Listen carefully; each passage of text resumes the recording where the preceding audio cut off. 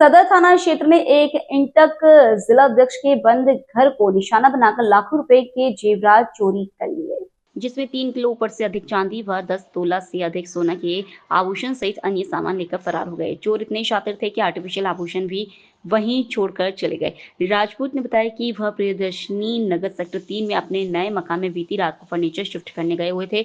जब वह वापस घर पहुंचे तो उन्होंने देखा कि घर के मुख्य दरवाजे का ताला टूटा हुआ था। फिर जब वह घर के अंदर आए तो उन्होंने देखा कि घर का सारा सामान बिखरा हुआ था और अंदर रखे हुए जेवरात अन्य सामान चोरी कर लिया गया था। उन्होंने सदर पुलिस को अपने घर हुई चोरी के बारे में सूचित किया। पुलिस टीम मौके पर पहुंची और चोरी का जायजा लिया, जिसके बाद पुलिस ने मामला दर्ज कर चोरों की तलाश शुरू कर दी है। लोकल से लेकर ग्लोबल तक की खबरों के लिए देखते रहिए सच्ची रिपोर्ट। शनिवार को पाली संभागीय आयुक्त प्रतिभा सिंह के दौरे पर एक कार्यक्रम में पालिका अध्यक्ष ललित राकांवत व बोर्ड सदस्यों ने नगर में डंपिंग यार्ड की समस्या से अवगत करवाया। तखतगढ़ नगर पालिका गठन 1974 के बाद से ही डंपिंग यार्ड नहीं है, जिससे पालिका को पिछले 50 साल से डंपिंग यार्ड के अभाव में कचरा संग्रहण की एवं मृत पशुओं का निस्तारण करने में भारी समस्या का सामना करना पड़ रहा है।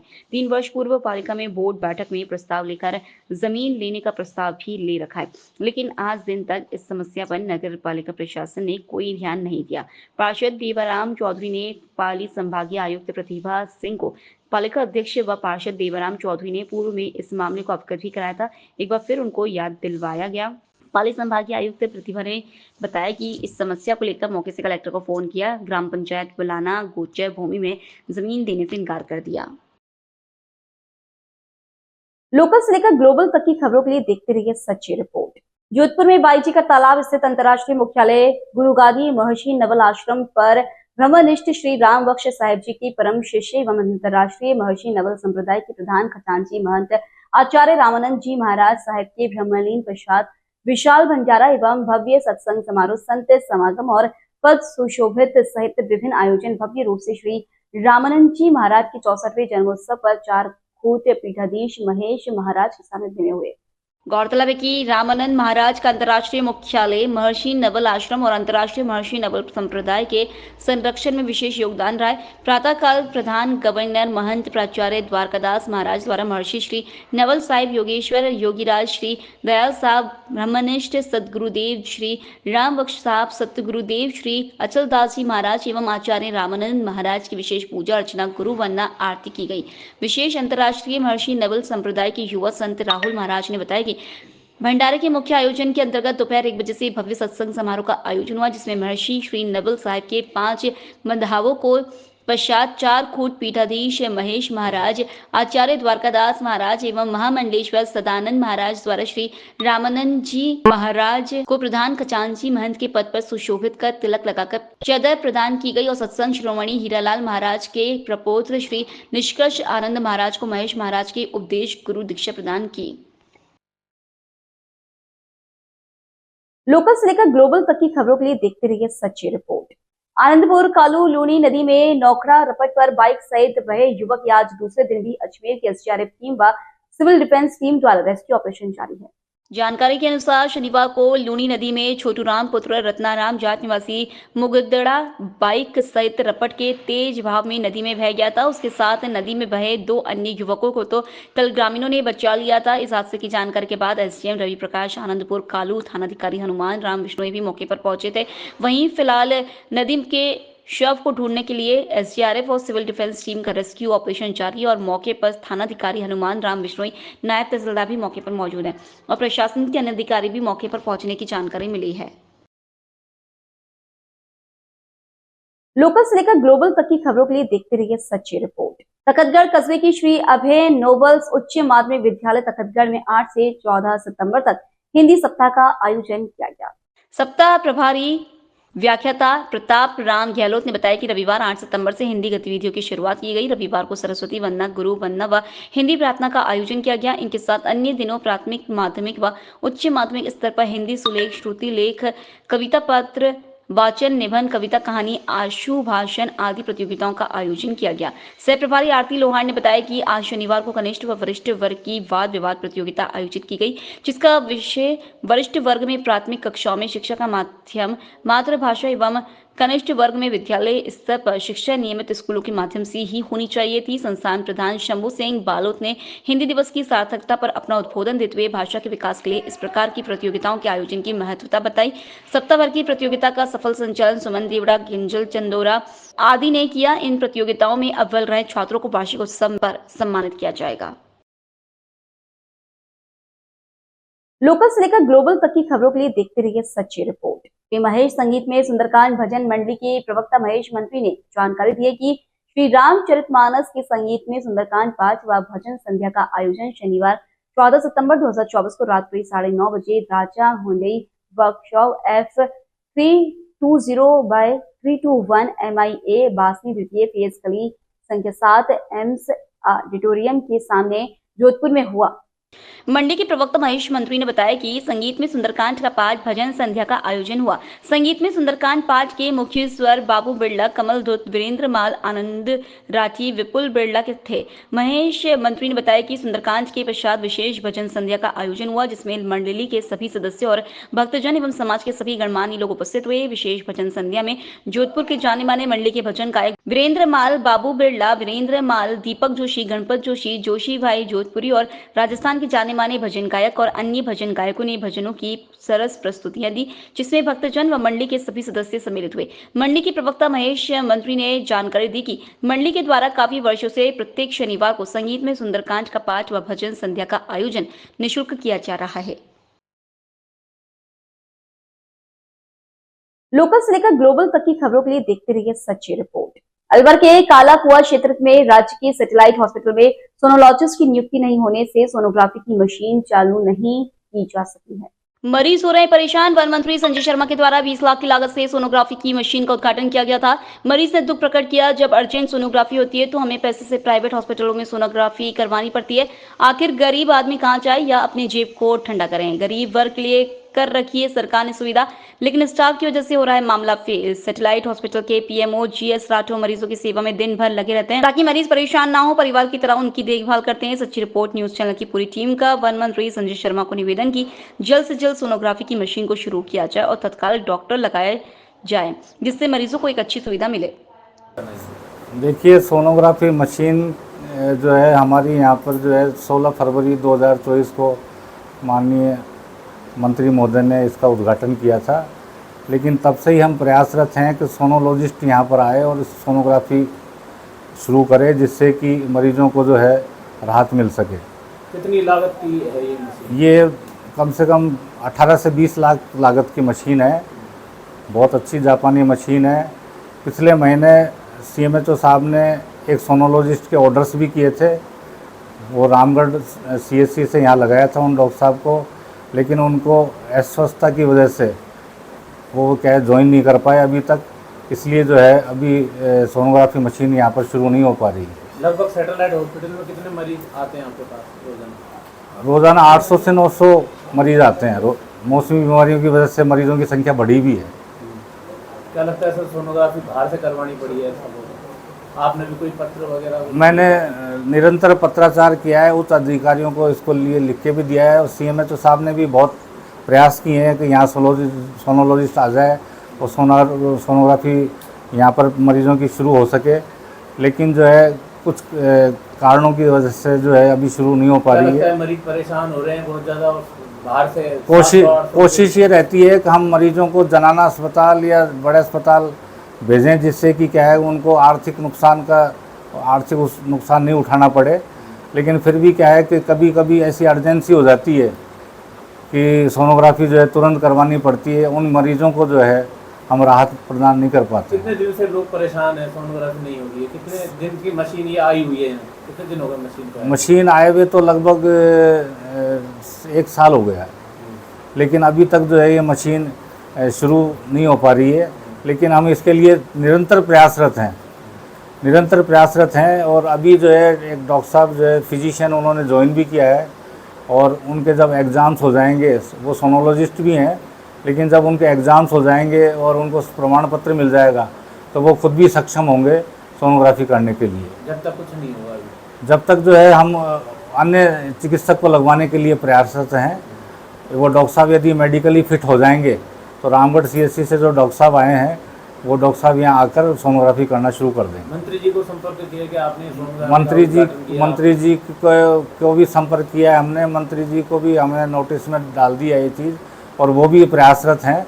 वो भी राज्य स्तर से जो है एक सोनोलॉजिस्ट लगवाने के लिए पूरी कोशिश कर रहे हैं। कौन से मंत्री जी ने इसका उद्घाटन किया था? राज्य मंत्री माननीय श्री संजय शर्मा जी ने इसका उद्घाटन किया था अपने जन्मदिन के अवसर पर 16 फरवरी 2024 को। क्या नाम है सर आपका? Doctor GS Rathore, PMO satellite अस्पताल कालाकोवाल। सोनोग्राफी के बारे में गरीब आदमी बाहर जाता है सोनोग्राफी के लिए, तो इधर होनी चाहिए। तो इतने पैसे नहीं होते गरीब आदमी के पास, तो उधर बाहर जाना पड़ता है, तो इधर ही हो जाए। क्या लगता है यहाँ क्यों चालू नहीं है सोनोग्राफी? आपने पता करा होगा। इधर डॉक्टर ही नहीं आ रहे, डॉक्टर ही नहीं बैठ रहे, परेशान हो रहे हो? हाँ, बाहर जाना पड़ता है, इतने पैसे भी नहीं होते बाहर जाने के लिए। क्या नाम आप? रचना। लोकल से लेकर ग्लोबल तक की खबरों के लिए देखते रहिए सच्ची रिपोर्ट। गणेश चतुर्थी से सुमेरपुर उपखंड एवं तखतगढ़ नगर पालिका क्षेत्र सहित आसपास ग्रामीण क्षेत्रों में गणपति महोत्सव को लेकर जगह जगह गली मोहल्लों में स्थापित किया। गणपति भगवान को कई जगह के गणपति युवा मंडलों एवं विभिन्न संगठनों द्वारा सुबह शाम महाआरती एवं गुजराती गरबा नृत्य की धूम मचाने के बाद अब कई संगठनों ने स्थापित किए गए गणपति को देव झूलने की आरस के दिन विधि विधान से पूजा अर्चना कर गणपति बप्पा मोरया अगले बरस तू जल्दी आना की गूंज के साथ गणपति को बड़े ही धूमधाम से गाजे बाजे के साथ पचानवा नदी या पादुली रोड धवलिया चौकी नाड़ी में विसर्जन किया गया। 7 दिवसीय गणपति महोत्सव के बाद अब विसर्जन की होड़ मची हुई है। तखतगढ़ नगर के वार्ड नंबर 7 खेड़ाबास बस्ती स्थित हर वर्ष की भांति इस वर्ष भी 15वीं बार जय माझी सह युवा मित्र मंडल द्वारा 7 दिवसीय गणेश चतुर्थी महोत्सव के बाद भगवान गणेश जी को 56 भोग लगाकर मोहल्ले वासियों द्वारा आरती कर गणपति बप्पा के जयकारे लगाते हुए पादुली रोड धवलिया चौकी नाड़ी पहुंचकर विधि विधान से पूजा अर्चना के बाद जयकारे लगाते हुए धूमधाम से विसर्जन किया गया। इसी तरह चकी गली सा राजा को समस्त युवा एवं व्यापार संगठन द्वारा गणपति बप्पा को शाही रथ में विराजमान कर महिलाओं और युवक युवतियों ने डीजे साउंड की धुन पर नाचते गाते पचनावा नदी ले जाकर विधि विधान पूजा अर्चना के साथ गणपति बप्पा मोरया अगले बरस तू जल्दी आना की गूंज एवं गणपति बप्पा मोरया मंगल मूर्ति मोरया के जयकारों के साथ गणपति को बड़े ही धूमधाम से विसर्जन किया गया। लोकल से लेकर ग्लोबल तक की खबरों के लिए देखते रहिए सच्ची रिपोर्ट। राजस्थान 68वीं जिला स्तरीय जूनियर वर्ग की खेलकूद प्रतियोगिताओं का आयोजन राजकीय उच्च प्राथमिक विद्यालय छोकरावारा खुर्द में किया जा रहा है। रविवार को प्रतियोगिताओं के उद्घाटन कार्यक्रम का आयोजन मुख्य ब्लॉक शिक्षा अधिकारी रामफल मीना द्वारा दीप प्रज्वलित कर किया गया। शिक्षा विभाग के मीडिया प्रभारी भूदेव डागोर द्वारा बताया गया कि कार्यक्रम के अंतर्गत जूनियर वर्ग की कबड्डी, खो खो, टेबल टेनिस एवं साइकिलिंग प्रतियोगिताओं का आयोजन किया जा रहा है, जिसमें समस्त जिले के विभिन्न विद्यालयों के 14 वर्ष से कम आयु के छात्र छात्रा भाग ले रहे हैं। इस अवसर पर अध्यापक मुरली मनोहर कचारा, भूप सिंह, सुरेंद्र चावला, देवेंद्र सिंह, लेखराज सिंह, सुजान सिंह इत्यादि उपस्थित रहे। लोकल से लेकर ग्लोबल तक की खबरों के लिए देखते रहिए सच्ची रिपोर्ट। सोशल मीडिया पर एक युवक को नंगा कर पीटे जाने की खबर वायरल होने वीडियो का जनपद बिजनौर के थाना धामपुर पुलिस ने संज्ञान लेते हुए एक युवक को हिरासत में लिया है, जहां नगर पालिका परिषद धामपुर के शिवाजी पार्क स्थित पंडित रुद्रदत्त शर्मा पुस्तकालय के अंदर 4 दिन पूर्व एक युवक की अर्धनग्न अवस्था में पिटाई के दौरान बनाई गई वीडियो के सोशल मीडिया पर वायरल होने से पुलिस प्रशासन में जबरदस्त हड़कंप मच गया। पुलिस ने मामले का संज्ञान लेते हुए 2 आरोपियों को हिरासत में ले लिया है, जबकि अन्य आरोपी अभी फरार बताया जा रहा है कि उक्त मामला नगर धामपुर के शिवाजी पार्क में एक प्रेमी युगल द्वारा रंगरेलियां मनाने का है, जिसे पालिका के कर्मचारियों ने रंगे हाथ पकड़ लिया है और इस मामले में कानूनी कार्रवाई करने के बजाय खुद ही कानून अपने हाथ में लेते हुए रंगरेलियां मनाने वाले युवक की अर्धनग्न अवस्था में पिटाई कर दी। इस मामले में पुलिस का कहना है कि सोशल मीडिया पर वायरल वीडियो के बाद पुलिस ने इस मामले में संज्ञान लिया और 2 आरोपियों को हिरासत में ले लिया और अन्य के खिलाफ कार्रवाई हेतु प्रयास किए जा रहे हैं। उधर उक्त मामला नगर व क्षेत्र में जोरदार चर्चा का विषय बना हुआ है। अवगत कराना है कि सोशल मीडिया के माध्यम से एक वीडियो संज्ञान में आया है, जिसमें कुछ व्यक्ति एक लड़के को अर्धनग्न अवस्था में पीट रहे हैं। जांच से यह तथ्य प्रकाश में आया कि यह वीडियो दिनांक 10/9/2024 दिन मंगलवार का है। इसमें सुसंगत धाराओं में अभियोग पंजीकृत किया जा रहा है। एक व्यक्ति पुलिस हिरासत में है। शीघ्र ही अन्य लोगों को चिन्हित कर इनके विरुद्ध दंडात्मक कार्रवाई अमल में लाई जाएगी। केंद्रीय कृषि राज्य मंत्री भागीरथ चौधरी ने अरई स्वामी विवेकानंद राजकीय मॉडल स्कूल में आयोजित 68वीं जिला स्तरीय कबड्डी प्रतियोगिता का उद्घाटन किया है। उद्घाटन कार्यक्रम को संबोधित करते हुए कृषि राज्य मंत्री भागीरथ चौधरी ने कहा कि खेल से तन मन स्वस्थ रहता है और खेल राष्ट्रीयता की भावनाओं को जोड़ता है, इसलिए प्रत्येक व्यक्ति को अपने जीवन में खेल को अपना अभिन्न अंग मानना चाहिए। केंद्रीय मंत्री चौधरी ने खेलकूद प्रतियोगिता के शुभारंभ की घोषणा करते हुए ध्वजारोहण किया और उसके पश्चात खिलाड़ियों से परिचय करते हुए फीता काटकर कबड्डी प्रतियोगिता का उद्घाटन किया। इस दौरान मंत्री भागीरथ चौधरी ने खिलाड़ियों से कहा कि मुझे भी कबड्डी खेलने का बहुत शौक है, चलो एक बार मैं भी आपके साथ खेलता हूं। और भागीरथ चौधरी मैदान में उतर गए और बच्चों के साथ कुछ देर के लिए कबड्डी खेली। इसी के साथ केंद्रीय मंत्री भागीरथ चौधरी ने प्राकृतिक खेती पर जोर देने के लिए आमजन को प्रेरित किया। पारंपरिक खेल है, अभी भी मेरा मन करता है कि जब भी कबड्डी का अवसर मिल जाए तो मैं जरूर कबड्डी खेलूं। अभी भी मेरी इच्छा होती है कि मैं कबड्डी खेलूं। इसे मैं कह रहा हूं कि कबड्डी है वो शारीरिक उस परिश्रम के लिए, इससे बड़ी कोई उपयोगिता की कोई खेल नहीं है। और हमारा स्वदेशी खेल है कबड्डी। जितनी शिक्षा जरूरी है उतना खेलकूद भी जरूरी है। खेलकूद से जब शरीर स्वस्थ रहेगा तो उसमें मन भी स्वस्थ रहेगा। खेलकूद बहुत ज्यादा अनिवार्य हो गया है आज के इस भौतिकतावादी युग में। इंसान मोबाइल पर, टीवी पर फिजिकल उसकी एक्टिविटीज कुछ होती नहीं है और इस वजह से कई तरह की व्याधियां खड़ी होने लगी। ऐसी स्थिति में खेलकूद, वो भी कबड्डी।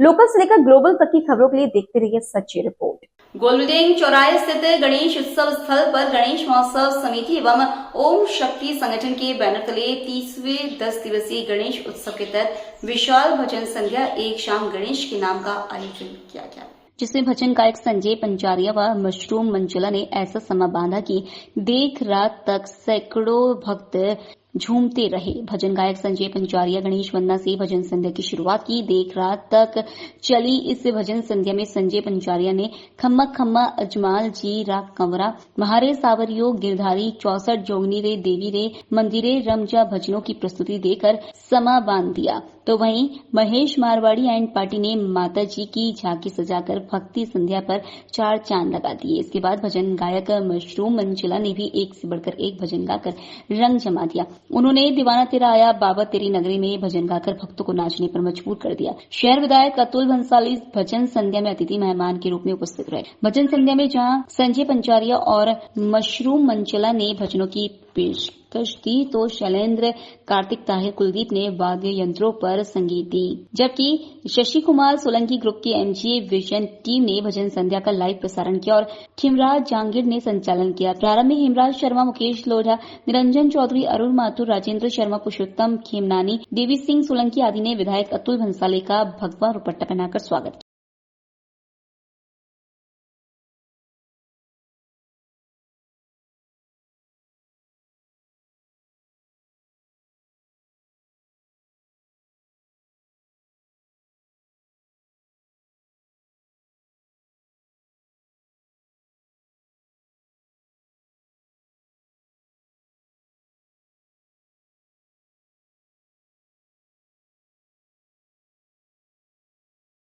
लोकल से लेकर ग्लोबल तक की खबरों के लिए देखते रहिए सच्ची रिपोर्ट। आनंदपुर कालू लूणी नदी में नोखड़ा रपट पर बाइक सहित बहे युवक की आज दूसरे दिन एसडीआरएफ और सिविल डिफेंस की टीम के द्वारा रेस्क्यू ऑपरेशन जारी रखते हुए 27 घंटे के अथक प्रयास के बाद शव को ढूंढ निकाला, जिसके बाद शव को चिकित्सालय ले जाया गया। इस दौरान मौके पर नायब तहसीलदार प्रहलाद राम, थानाधिकारी हनुमान राम बिश्नोई, ग्राम विकास अधिकारी पीयूष वैष्णव, पटवारी ललिता जांगड़, समाज सेवी दिनेश सांकला, थाना राम चौधरी, रमेश गहलोत, बलुंदा सहित प्रशासन के अधिकारी और ग्रामीण मौजूद रहे। लोकल से लेकर ग्लोबल तक की खबरों के लिए देखते रहिए सच्ची रिपोर्ट। सोमवार को अनंत चतुर्दशी एवं आगामी 12 वफात गणेश मूर्ति विसर्जन सहित त्योहारों को लेकर रविवार शाम थाना परिसर में थानाधिकारी भागाराम मीणा की अध्यक्षता में सीएलजी सदस्यों की बैठक आयोजित हुई। बैठक में थानाधिकारी भागाराम मीणा ने उपस्थित सभी सदस्यों को अनंत चतुर्दशी एवं 12 वफात और गणपति विसर्जन कार्यक्रम को लेकर आपसी भाईचारे, प्रेम भाव बनाए रखने एवं कानून व्यवस्था बनाए रखने की अपील की है। बैठक में व्यापार और उद्योग मंडल अध्यक्ष विनोद सोलंकी, पार्षद देवाराम चौधरी, जबर सिंह, राम सिंह, नियाज मोहम्मद, दीनबंधु सिलावट, दिनेश कुमावत, भीम सिंह बलाना सहित कई सदस्य मौजूद रहे। लोकल से लेकर ग्लोबल तक की खबरों के लिए देखते रहिए सच्ची रिपोर्ट। जोधपुर में पूज्य सिंधी सेंट्रल पंचायत, झूलेलाल युवा मंडल और चौपासनी हाउसिंग बोर्ड सिंधी पंचायत की ओर से स्वर्गीय लक्ष्मणदास गुरबानी की पहली पुण्यतिथि पर 16 सेक्टर स्थित सिंधी पंचायत भवन में 15 सितंबर को रक्तदान शिविर लगाया गया। समाजसेवी लीलाराम गुरबानी ने बताया है कि शिविर में 151 रक्तदाताओं ने रक्तदान किया। शिविर महिलाओं सहित 151 ने रक्तदान किया। यह रक्त संग्रहित कर थैलेसेमिक बच्चों की सहायता के लिए लगाया गया है। MGM hospital, rotary blood bank, Jodhpur blood donor के सहयोग से किया गया। महापौर वनीता सेठ, भाजपा पूर्व जिलाध्यक्ष जगत नारायण जोशी व कई पार्षदों ने रक्तदाताओं का उत्साह बढ़ाया। लोकल से लेकर ग्लोबल तक की खबरों के लिए देखते रहिए सच्ची रिपोर्ट। उत्तर प्रदेश सरकार ने प्रधानमंत्री आवास योजना के लिए जनपद के सभी ब्लॉकों की ग्राम सभाओं में छूटे हुए लाभार्थियों के नाम आवास योजना में शामिल करने के लिए सभी विकास खंड अधिकारियों द्वारा आवास के लिए कौन लाभार्थी पात्र होगा, कौन अपात्र। एक सर्वे के अनुसार पूर्व में इसी सरकार के कार्यकाल में अपात्रों को आवास योजना का लाभ पहुंचाया गया था। जिन लाभार्थियों के रहने के लिए पर्याप्त पक्के मकान हैं, फिर भी ग्राम सभा में अलग झोपड़ी डलवा कर उसका सर्वे कराया जा रहा है। एक मजदूर अपनी दैनिक मजदूरी करने अपने घर से 10 से 15 किलोमीटर की दूरी मोटरसाइकिल से जाता है। उस मजदूर के पास रहने के लिए ईंट का दीवार खड़ा करके उसे अपना जीवन यापन कर रहा है, जिसमें आंधी तूफान, बरसात, कुत्ते बंदरों से बचने के लिए किसी तरह 1 या 2 ट्रॉली ईंट का प्रबंध करने वालों को आवास योजना में शामिल नहीं किया जाएगा। इसका भौतिक मूल्यांकन कराया जाए तो उस गरीब को आवास मिलना चाहिए। आइए इस मामले में हम बात करते हैं कसिया ब्लॉक के ग्राम कुलूहा के प्रधान अकबर अंसारी एवं पडरोना ब्लॉक के ग्राम सकवानिया निवासी रमाशंकर प्रसाद ने सच्ची रिपोर्ट पर क्या कुछ कहा, देखिए इस रिपोर्ट में। कसिया ब्लॉक और कसिया तहसील के ग्राम कुलूहा में मौजूद हैं और इस वक्त की जो सरकारी जो मशीनरी है जो वर्क कर रही है, प्रदेश में विकास के काम कर रही है, तो ग्राम सभा में समुचित विकास के लिए शहरी और ग्रामीण इलाके में जो गरीबों के लिए आवास की बात की जा रही है, उसके 2024 के सर्वे जो होने वाला है, उसमें जो पात्र लोग हैं, जो गरीब लोग हैं, जिनके पास रहने के लिए छत नहीं है, किसी तरह से एक टाली 2 टाली ईंटा गिरा करके, दीवार खड़ा करके, कर्टेन लगा करके अगर वो जीवन यापन कर रहा है तो उसको भी अपात्र घोषित किया जा रहा है। हम इस वक्त मौजूद हैं कुलूहा के प्रधान जी के पास, माननीय अकबर अली जी हमारे पास मौजूद हैं, प्रधान संघ के अध्यक्ष भी हैं। इनसे हम जानेंगे कि ग्राम प्रधान को जनता ने जब मत देती है तो जनता का बड़ा वो रहता है, रोचकता रहता है कि हमको प्रधान जी हमको आवास दे देंगे, तो क्या बाधाएं आ रही है आवास देने में और क्या कुछ समस्या आपकी तरफ से है और क्या आप लोगों ने इस पर कुछ कार्रवाई किया, मांग किया है। सर नमस्कार। सबसे पहले रिपोर्टिंग करने के लिए आपको बहुत बहुत धन्यवाद। मैं जिला अध्यक्ष प्रधान संघ कृष्णनगर अकबर अंसारी। हमने आवास का जो सर्वे हो रहा है उसको लेकर के कई विसंगतियाँ आ रही हैं, क्योंकि हमारा संगठन प्रदेश स्तर पर, देश स्तर पर बार बार ज्ञापन के माध्यम से मैं सभी जिला अध्यक्षों के साथ कई बार हम लोग जिले स्तर पर भी ज्ञापन के माध्यम से आवास को लेकर के जो समस्याएं थी उसको अवगत कराते रहे हैं। शासन स्तर तक हम लोग की समस्याएं, मुख्य समस्या ग्रामीण अंचल में यह आ रही है कि आवास का जो मानक है वो आज के लगभग 30 साल 35 साल पुराना मानक है। उस मानक को सुधार करने की ज़रूरत है। आजकल घास फूस की जो छप्पर मानक है गवर्नमेंट की, वो इतनी महंगी हो गई है कि उसकी तुलना टीन सेट से किया जाए तो टीन सेट अभी सस्ता पड़ेगा ग्रामीण अंचल में, क्योंकि गरीब आदमी है वो किसी तरह अपनी व्यवस्था करके अपना खेत बंधक रख करके अपना जो गोट पालन का जो उनका साधन है, बकरी बेच करके या पशुओं को बेच करके किसी तरह अपना छत डलवा, टीन सेट डलवा लिए हैं, दीवार चलवा के टीन सेट डलवा लिए हैं, कम से कम उनका 15 साल 20 साल का छुटकारा मिल सके रहने के लिए। लेकिन आज गवर्नमेंट उस मानक को, टीन सेट को, पक्की दीवार को वो मान नहीं रही है कि वो गरीबी रेखा से नीचे है या आवास पाने के पात्र है। हम लोगों की मेन लड़ाई यही है कि जो टीन जिसके मतलब दीवार पर छत नहीं है, टीन सेट डाले हैं, उनको गवर्नमेंट माने कि हाँ वो पात्र है, पात्रता की सूची में उसको लाया जाए, उनको आवास दिया जाए। क्योंकि आजकल जो गरीब से गरीब आदमी है वो भी घास भूस की व्यवस्था, घास भूस का अगर छप्पर डाला जा रहा है तो वो हर साल उसको रिन्यूअल कराना पड़ता है, जो कि आजकल तो खरपतवार मिल भी नहीं रहा है और इतना कास्टली है कि मजदूर भी इतने कास्टली हैं, मजदूरा भी संयोग से नहीं मिल रहा है, मजदूर भी इतनी कास्टली हैं कि वो असंभव कार्य होता चला जा रहा है। इसलिए गवर्नमेंट से हम लोगों की मांग है कि जो टीन सेट है उसको मानक के दायरे में लाया जाए।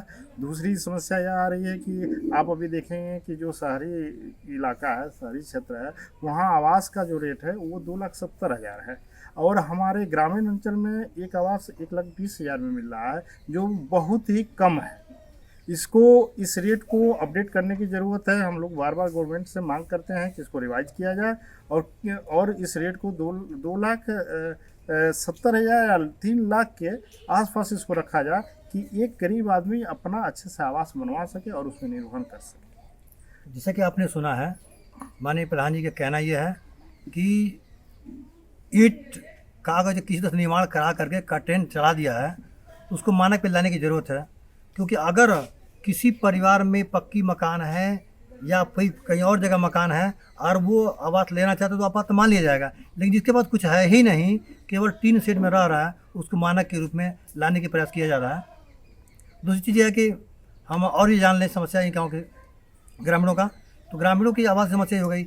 अन्य जो इस वक्त जो KYC हो रही है राशन कार्ड संबंध में, उसके बारे में जान लें आपसे, KYC क्यों हो रही है, क्या जाना चाह रही है KYC में? सरकार KYC के रूप में अपने को ये जानना चाह रही है कि राशन कार्ड में जो यूनिट है वो सही है कि नहीं। ठीक है, KYC किया जाए, KYC के पक्ष में हम भी हैं कि हर आदमी अपना आइडेंटिफिकेशन दे, लेकिन उसमें भी KYC जैसे हमारे जो गरीब लोग हैं अपने मजदूरी के, रोजगार के खोज में बाहर चले गए हैं, उनके लिए समस्या हो जा रही है। उनका KYC नहीं हो पा रहा है, जिसकी वजह से उनका राशन कार्ड कट जा रहा है और राशन पाने से वंचित रह जा रहे हैं।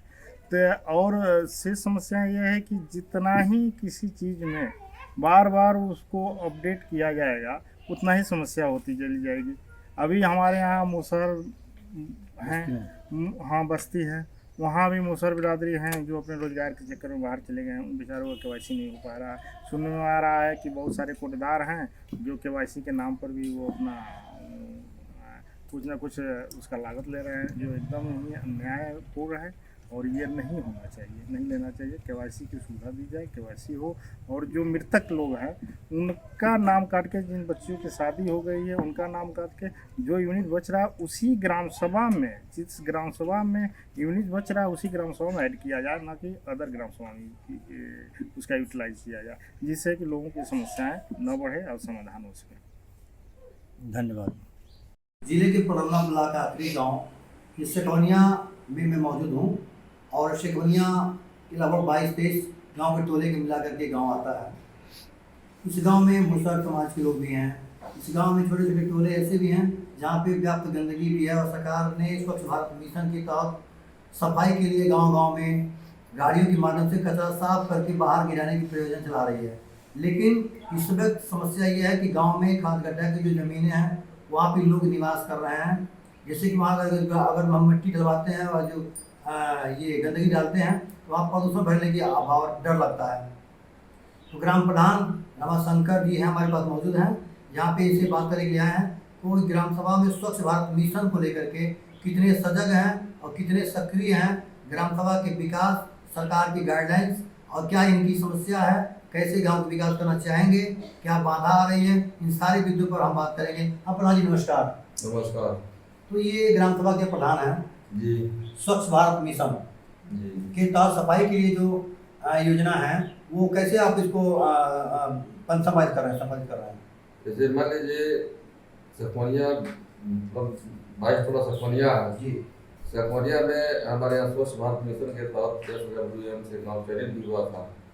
इस कचरा डालने के लिए हमारे यहाँ खाली गड्ढा की कोई जमीन भी है तो गांव के बीच में है, वहाँ कचरा डालने पर लोगों की नाराजगी पैदा होती है, वहाँ संक्रामक बीमारी का भी डर है और इसलिए जो है कचरा कहीं भी कचरा गिराने में बहुत परेशानियाँ झेलनी पड़ती है। केवल आपको ही, हमको लगा कि हर गाँव में ऐसी होती होगी। हाँ, तो सरकार से हमको यही कहना है कि भाई हमारे यहाँ जमीन की व्यवस्था जो है लेखपाल द्वारा और कहीं भी जमीन हो गांव के बाहर तो जमीन का व्यवस्था किया जाए, तभी जाकर कचरा जो है हम गिरा सकते हैं। यानी कि कचरा की बात है, कचरा हम यहाँ से गांव की गंदगी को निकाल करके बाहर गिराते हैं, तो बाहर कहाँ गिराएं? इसके लिए सरकारी ज़मीन होना जरूरी है। इसके लिए लेखपाल ही बता सकते हैं वो ज़मीन कहाँ है, और टीम गठित करके वो सीमांकन बताएं ताकि ग्राम सभा के उपरी गंदगी को, कचरे को वहाँ गिराया जा सके। दूसरी चीज़ ये है कि आवास के लिए सरकार ने सर्वे जारी किया है, इन्हें सर्कुलर जारी किया हुआ है किन लोग आवास के पात्र होंगे, कौन सा आवास नहीं पाएंगे। जैसे मान लीजिए आवास में जो सरकार की गाइडलाइन है, जैसे मान लीजिए कि बहुत लोग ऐसे गरीब हैं जो अपने 2-4 एक आध वाली ईंटा गिरा करके 7 फुट 4 फुट 7 फुट तक दीवार चला करके कटराई रख दिए हैं, और उसमें किसी तरह से उस झोपड़ी में अपना गुजर बसर करने के लिए, लेकिन जबकि आवास के पात्र हैं, हाँ, उसके ऊपर जो छत हो जाए तो और वो खुशहाल जीवन जीना शुरू कर देगा। तो मान लीजिए कि जिस तरह से गाइडलाइन है उस पर बिल्कुल झोपड़ी वाले गरीब कहाँ मिल पाएंगे। बहुत गरीब है, वो भी कमा करके मान लीजिए कि दीवार चला करके कटरे रखा है, इसलिए दीवार चला करके कैसे कैसे कटें डाल के बचा रहा है, वो भी आवाज से नहीं मिल पा रहा। जैसे मान लीजिए जितना वो झोपड़ी छाने में जितना भर्ती लगेगा उससे कम भर्ती कटराई का होगा, इसलिए कम होगा कटराई का पैसा। मान लीजिए कि रतरी बांस जो भी व्यवस्था तो उसमें कटराई से भी ज्यादा पैसा लगेगा, इसलिए किस तरह से गरीब जो है अपना कटराई डाल करके गुजर बसर कर रहा है। और सरकार चाहे कि भाई कटराई वालों का भी आवास दिया जाए। ये सरकार से मांग करते हैं कि बीच में रास्ता चुना जाए, ताकि वास्तव में जो व्यक्ति नौकरी नहीं है, उसके पास कोई और कोई कमाने का जरिया नहीं है, अगर किसी कारण ईंट गिरा करके दीवार को खड़ा करके कटन डाल दिया है तो उसको आवाज दिया जाना चाहिए, ये मांग है। लेकिन सरकार गाइडलाइंस में उसको दरकिनार किया गया है। ये कहा गया कि वो पात्र नहीं है जिनके पास मोटरसाइकिल है, 3 पहिया 4 पहिया ट्रैक्टर है, कृषि यंत्र है, लोग आगे जाने के लिए अपना व्यवस्था कहीं बनाएंगे ना। अरे अगर मान 2 चक्का गाड़ी खरीद लिया है, कहीं मान लीजिए यहाँ से कस्या मजदूरी करने जाना हो तो अब साइकिल से जाने में टाइम उसका बर्बाद हो जा रहा है, हाँ। इसलिए मान लीजिए योगी सरकार मुख्यमंत्री योगी सरकार है, योगी जी से क्या कहना चाहेंगे आपकी उसे वजह से आवाज सरकार तक पहुँचे? क्या समस्या, चूँकि कोई न कोई तो एक व्यक्ति तो आना चाहिए आगे बताया कि समस्या मेरे सामने ये है, तो ये प्रोग्राम ब्लॉक की ओर से एक मैसेज जा रहा है, तो क्या कहना चाहेंगे योगी सरकार से कि किस तरह की व्यवस्था हो ताकि पात्र लोग वास्तव में पात्र रहें, और अपात्र को तो खैर अपात्र पक्की मकान नौकरी अपात्र कोई बात नहीं, पक्की मकान है उसके लिए तो कोई बात नहीं है। जो मान लीजिए कच्चा है, ऋण डाला है, तो उसको पात्र की सूची में शामिल किया जाए। उन लोगों का मांग यही है कि भाई गांव में लोग जो है आपने वोट दिए हैं, लोग आपकी नाराजगी व्यक्त कर रहे हैं कि आप कैसे प्रधान है उनको आवाज नहीं मिल पा रहा है। ये समस्या आपके दिल में लग रहा है कि मैं चाह कुछ नहीं कर पा रहा हूँ, चाह कर कुछ कर पा रहा हूँ। क्या सर नाम आपका है? रमाशंकर, ग्राम प्रधान से बढ़िया। लोकल से लेकर ग्लोबल तक की खबरों के लिए देखते रहिए सच्ची रिपोर्ट। ट्रांसपोर्ट नगर में आज से चाय प्रतिष्ठान पर एप्लेमेंट के लिए नए प्रतिष्ठान की शुरुआत हुई। इस अवसर पर पर्यावरण मंत्री संजय शर्मा सहित समाज के वरिष्ठ लोगों ने भाग लिया। प्रतिष्ठा के निदेशक परमजीत सिंह गोगिया ने बताया कि सीएट कंपनी की ओर से आधुनिक तरीके मशीन अलाइनमेंट के लिए लगाई गई है, जिससे ट्रक मालिक और चालकों को आसानी होगी। अब उन्हें दिल्ली और जयपुर बड़े शहरों में अलाइनमेंट के लिए नहीं जाना होगा। इस उद्घाटन अवसर पर शहर के सभी वर्गों के लोगों ने भाग लिया और परमजीत सिंह जोगिया को बधाई दी। लोकल से लेकर ग्लोबल तक की खबरों के लिए देखते रहिए सच्ची रिपोर्ट। रायकाबाद स्थित जुगल जोड़ी श्री बाबा रामदेव मंदिर में सिनाचवारे स्वामी अचलानंद गिरी महाराज के सानिध्य में बाबा की बीच से आयोजित 9 दिवसीय समारोह का शोभा यात्रा के साथ समापन हुआ। सिनाचौरे के प्रतिनिधि रघुवीर सिंह भदावत व मदन सोलीवाल ने बताया कि समारोह अंतर्गत अखंड कीर्तन सप्ताह समारोह हुआ, जिसमें 24 घंटे अनवरत खड़े रहकर भजन कीर्तन, सत्संग, सुंदरकांड पाठ, हनुमान चालीसा कर बाबा रामदेव व ठाकुर जी से सुख समृद्धि की कामना की गई। साथ ही अखंड धुनी में प्रतिदिन 51,000 आहुतियां देकर वासुदेव कुटुम्बकम की कामना की गई। खड़ी सप्ताह व अखंड हवन की पूर्णाहुति शनिवार दोपहर 12:15 बजे समाज सेवी बलजीत सिंह चौधरी के मुख्य आतिथ्य व समाज सेवी बाली देवी की अध्यक्षता में की गई। इस मौके पर सेनाचार्य ने खड़ी सप्ताह समारोह व हवन की महत्वता बताते हुए युवा व महिलाओं से नशे रूपी बुराई को त्यागने का आह्वान किया। सेनाचार्य के आह्वान के बाद 71 लोगों ने हाथ में गंगा जल आचमन कर भविष्य में नशा नहीं करने का संकल्प लिया। लोकल से लेकर ग्लोबल तक की खबरों के लिए देखते रहिए सच्ची रिपोर्ट। हिंदी दिवस के शुभ अवसर पर रोटरी क्लब कुशीनगर द्वारा कसिया के कलश गेट हाउस में एक विशेष विचार गोष्ठी का आयोजन किया गया। इस अवसर पर क्लब के सभी सदस्यों और पदाधिकारियों ने हिंदी भाषा के महत्व पर अपने विचार साझा किए और इसे राष्ट्र की एकता और संस्कृति का अभिन्न हिस्सा बताया, अर्थात हिंदी भाषा को हिंदुस्तान भाषा घोषित किया जाए। इस कार्यक्रम का संचालन कुशलता पूर्वक श्री दिनेश तिवारी द्वारा किया गया, जिनकी प्रेरणादायक उपस्थिति ने आयोजन को विशेष बना दिया। कार्यक्रम के दौरान रोटरी क्लब कुशीनगर के अध्यक्ष वाहिद अली ने आगामी क्लब कार्यक्रमों की रूपरेखा पर चर्चा की। इसके अलावा इस अवसर पर शशि कुमार सिंह और वैभव कुमार राव को रोटरी पिन लगाकर औपचारिक रूप से क्लब की सदस्यता दी गई। इस महत्वपूर्ण कार्यक्रम में रोटरी क्लब कुशीनगर के सचिव अजय कुमार सिंह, कोषाध्यक्ष दुर्गेश चतुर्वेदी, वरिष्ठ उपाध्यक्ष विजय गुप्ता, उपाध्यक्ष दिनेश कुमार यादव, पूर्व अध्यक्ष अनिल जायसवाल आदि ने भाग लिया। कार्यक्रम के समापन पर सभी उपस्थित रोटरियन साथियों ने एक दूसरे का आभार व्यक्त किया और हिंदी के प्रचार प्रसार के प्रति अपनी प्रतिबद्धता व्यक्त की। बता रहा हूँ जैसे कि